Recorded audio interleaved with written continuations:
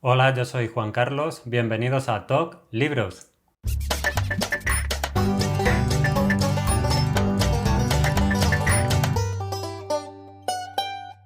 Ya llegamos al final del mes de agosto y toca hacer un resumen de los libros leídos durante este mes.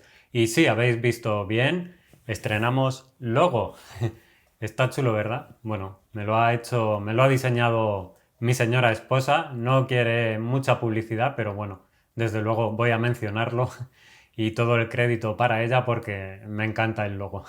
En el mes de agosto leí un total de 7 libros, aunque podrían ser 7 y medio porque uno lo tengo a medias, que es la autobiografía de Charlie Chaplin, de la cual ya hablaré en las lecturas del mes de septiembre. Así que nada, el resto, los 7 libros restantes, paso a continuación a hablaros de ellos.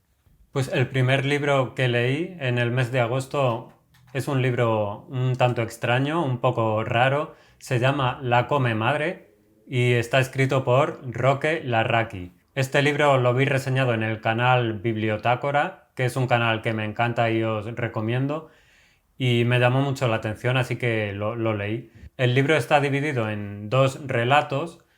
El primero, que es el que más me gustó, nos habla de un grupo de médicos a comienzos del siglo XX que se embarcan en algo así como un experimento científico engañando a pacientes terminales de cáncer, diciéndoles que hay un tratamiento experimental novedoso que puede curar su enfermedad, lo cual es un engaño, porque lo que quieren es que estos enfermos donen su cuerpo a la ciencia. En sí lo que quieren es sus cabezas.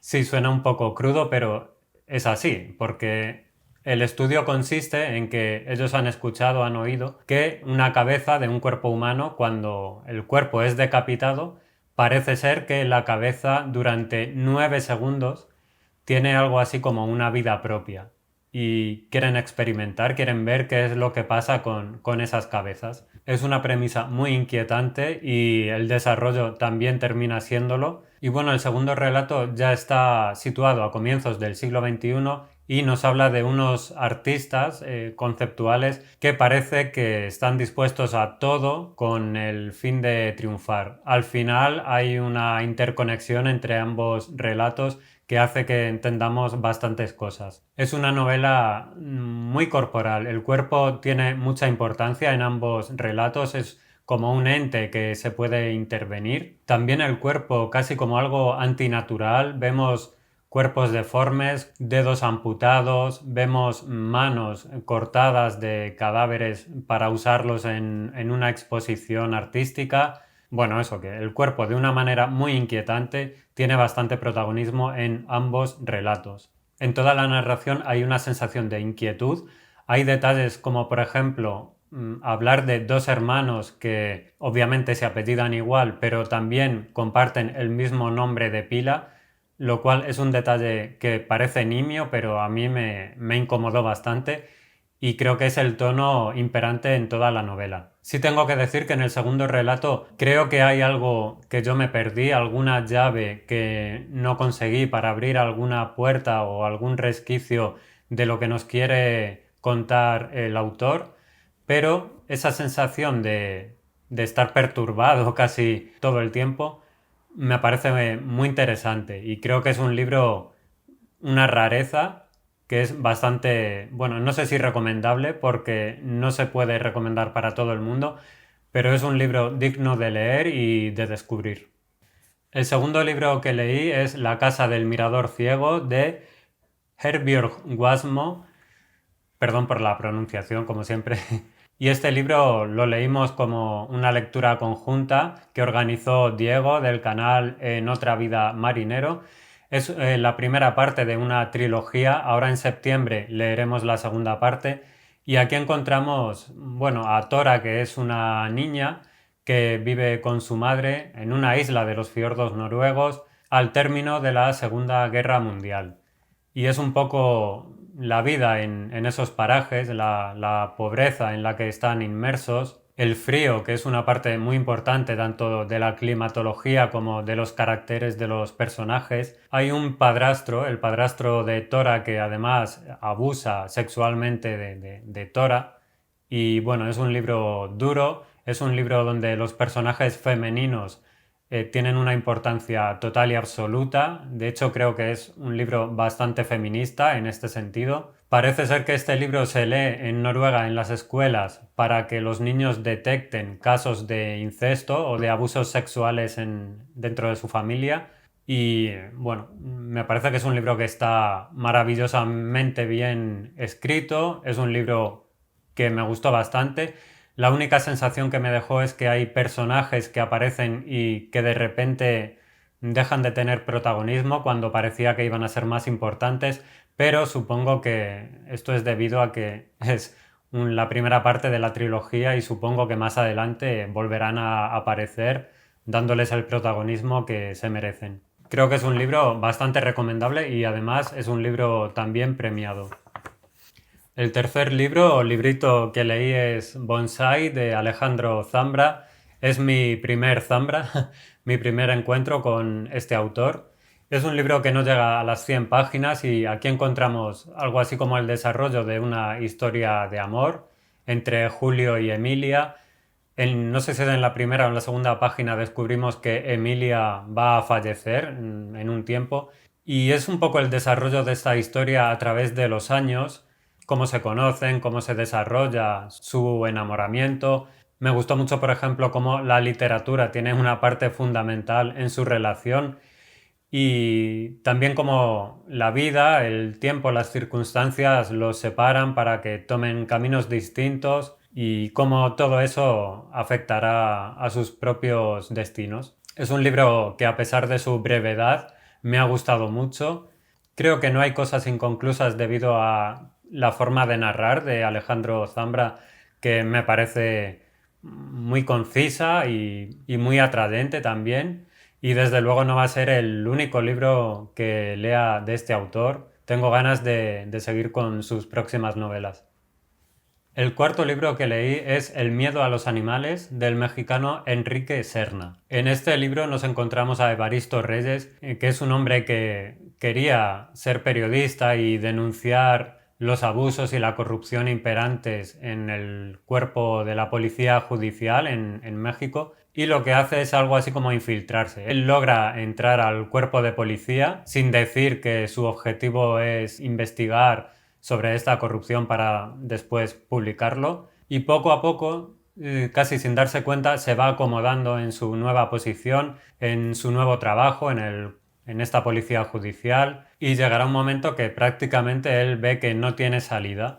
Además está a las órdenes del comandante Maitorena, que es uno de los adalides de la corrupción y de los delitos dentro del cuerpo de la policía judicial. Además, este Maitorena es algo así como un enganche con las altas esferas del país, tanto políticas como gubernamentales. En un momento dado, Maitorena encargará a Evaristo que investigue a Roberto Lima, que es un periodista que en la columna de su periódico, un periódico menor y poco leído, está insultando al presidente mexicano. Evaristo llegará allí, hablará con Lima y lo que hace es advertirle que lo van a matar, que el plan es acabar con él. Entonces Evaristo se va de allí y a las pocas horas se entera de que Roberto Lima ha sido asesinado.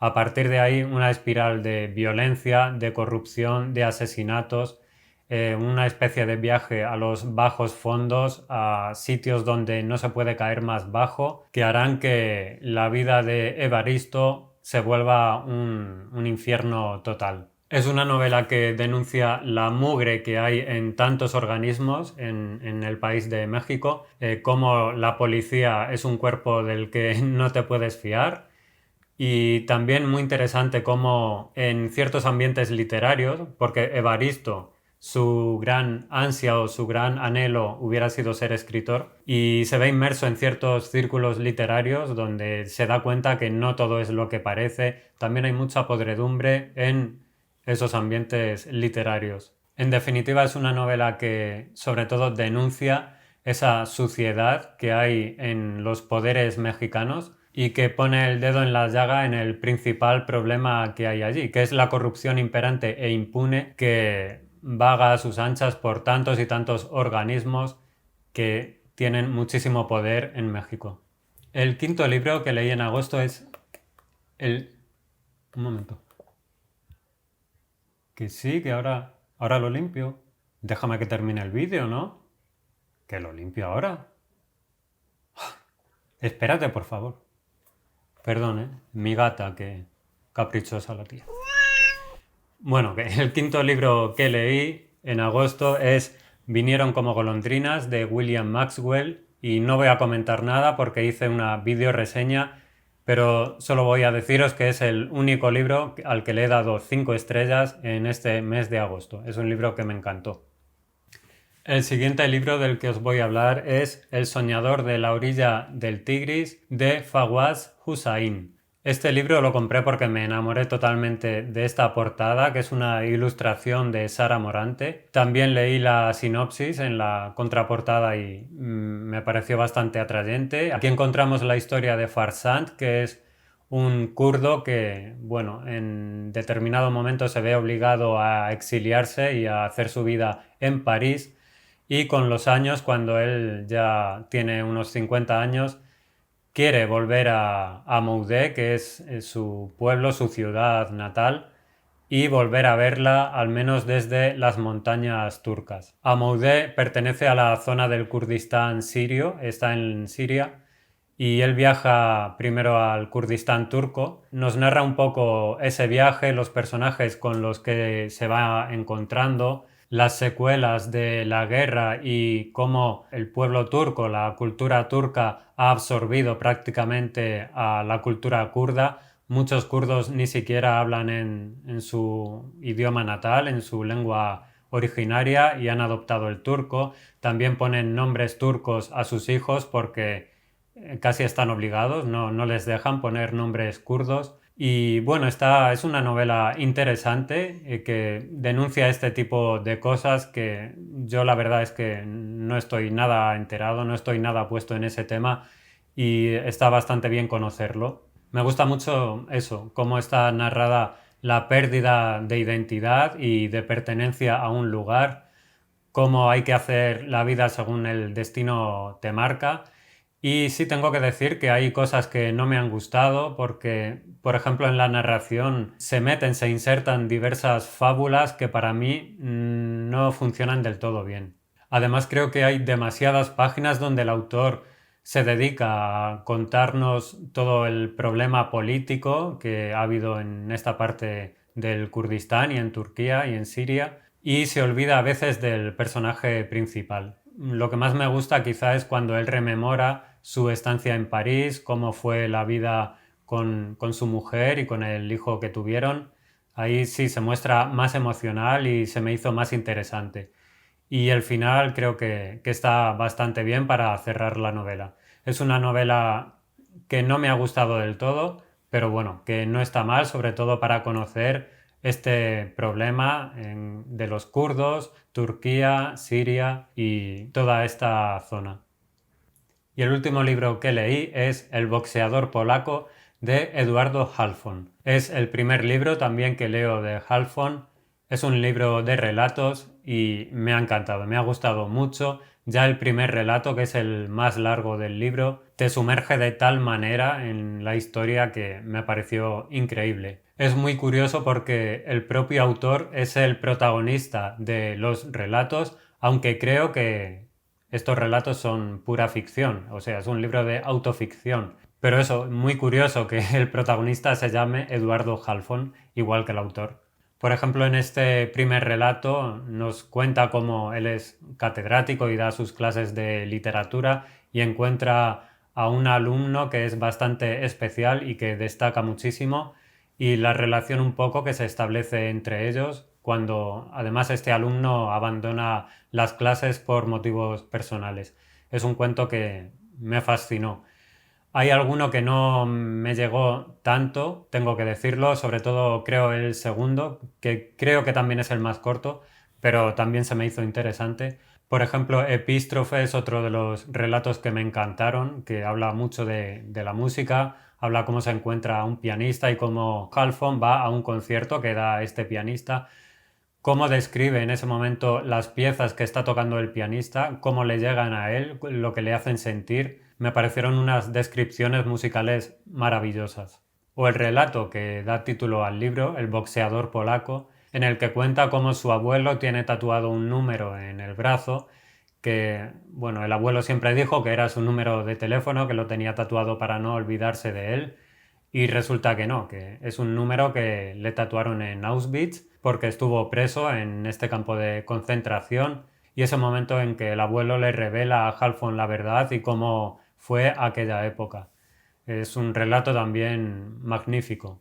Así que en general creo que todos los relatos están en un nivel bastante alto y es un libro muy muy recomendable para empezar con este autor y descubrirlo. Bueno, y nada más. No sé si habéis leído alguno de estos libros, me lo podéis comentar, ojalá que sí, porque siempre me decís que leo libros raros o que no son muy conocidos, pero bueno, yo creo que sí que hay gente que lee este tipo de libros y a mí me gusta mucho pues compartir opiniones sobre este tipo de lecturas y hablar sobre estos libros. Y si no, pues nada, me dejáis en comentarios lo que queráis, que yo siempre me gusta contestaros. Me podéis también seguir, como veis, por algún sitio en algunas redes sociales como Instagram, Goodreads o Twitter. Y os podéis suscribir al canal si no lo estáis, que ya estamos acercándonos poco a poco a los 1000 suscriptores, a ver si entre todos lo logramos. Pero bueno, es una cosa secundaria. Lo principal es seguir compartiendo la pasión por los libros. Muchas gracias como siempre por estar ahí y nos vemos muy muy pronto. Chao.